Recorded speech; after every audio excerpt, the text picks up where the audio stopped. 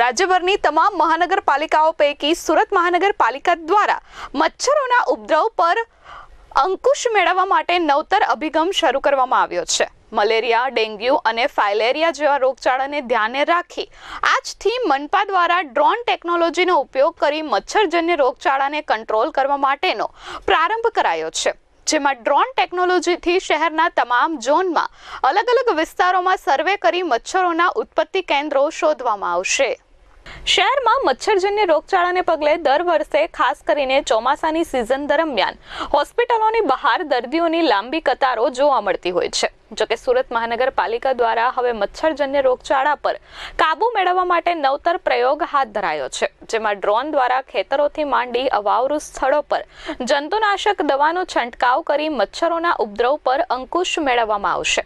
આ સંદર્ભે વધુ માહિતી આપતા મનપાના આરોગ્ય વિભાગના વડા ડોક્ટર આશિષ નાયકે જણાવ્યું હતું કે સુરત મહાનગરપાલિકા દ્વારા પહેલી વખત મચ્છરજન્ય રોગચાળાને અંકુશમાં લેવા માટે ટેકનોલોજીના ઉપયોગની પહેલ કરવામાં આવી છે।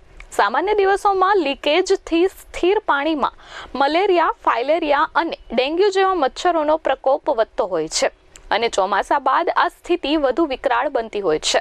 અલબત્ત 30 થી 35% વિસ્તારો જેવા કે તળાવ, મોટા ખાડાઓ, કચરાનું ડમ્પિંગ, ખુલ્લી ટાંકીઓ અને ખુલ્લા પાત્રો વગેરે સ્થળે ગ્રાઉન્ડ ટીમો દ્વારા શોધવા કે ત્યાં લાર્વાસાઇડ સ્પ્રે મારવો સંભવ હતો નહીં।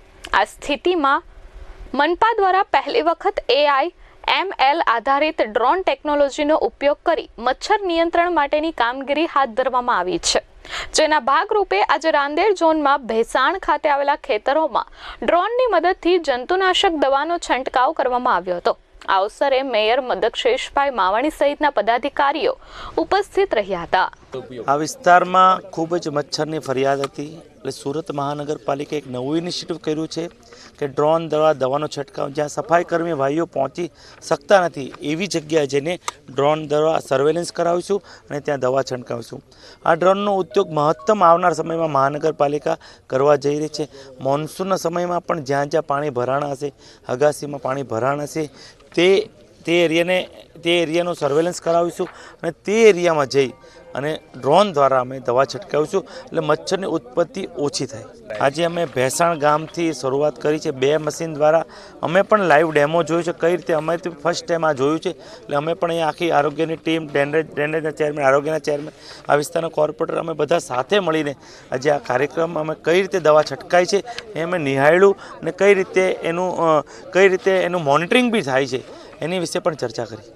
Bureau report S24 news, Surat.